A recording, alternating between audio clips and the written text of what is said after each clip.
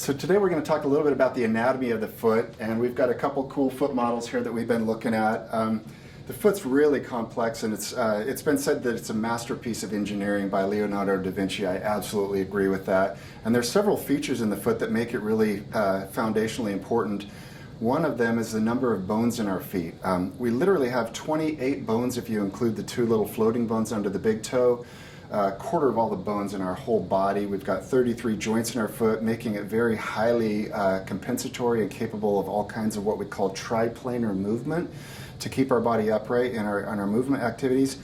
But when we start also looking at the neurologic system, and we start looking at the sensory system, the input that we get from the ground, our foot is also a sensory organ. So it's not only an adapter, it can be a rigid lever as you mentioned, but it's also a sensory organ, which is why the kind of footwear that Chris and his company are building is so foundational for getting the most out of your feet, because it's a thin, little bit of carbon blown rubber maybe, so that you can actually propriocept and feel the ground appropriately. You're going to have your best body experience that way. Yeah, it's fascinating when we look at the neurological impact of the foot and how much sensation and how much space that takes up in the neurological system, especially in the brain as well.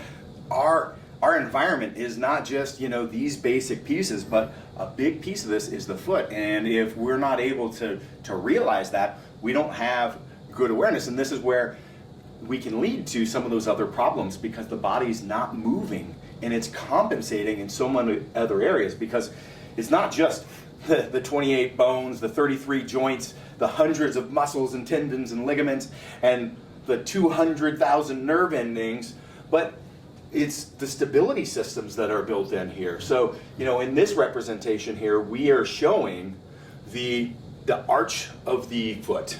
Like, it's not just, a lot of people are thinking about the plantar arch as being the arch of the foot, but the stability is actually three different components, three different arches within that. So these are things to be aware of. It's not just those one. And can you talk a little bit about the twisted plate model?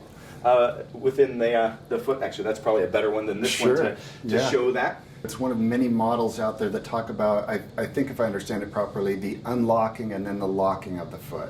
So if we're lifting weights, if we're running, if we're jumping, we need to absorb that impact, and that's where the unlocking comes about, from the plate dropping closer to the ground. To form that rigid lever for the strength and the stability, though, the plate will twist back into the direction of what we would call supination, or creating that rigid, stable lever for the foot. So it's really a masterpiece, like Chris is pointing out. Just for the audience, the three arches that we're talking about here, Chris mentioned there's a lot of focus on the medial longitudinal arch, particularly if you go to the shoe store. There's also what we call the metatarsal arch, which is this front arch. Some folks will call that the transverse arch. Other folks will call this the transverse arch. And then you've got your lateral longitudinal arch. So the foot really is a masterpiece, no question about it. Yeah.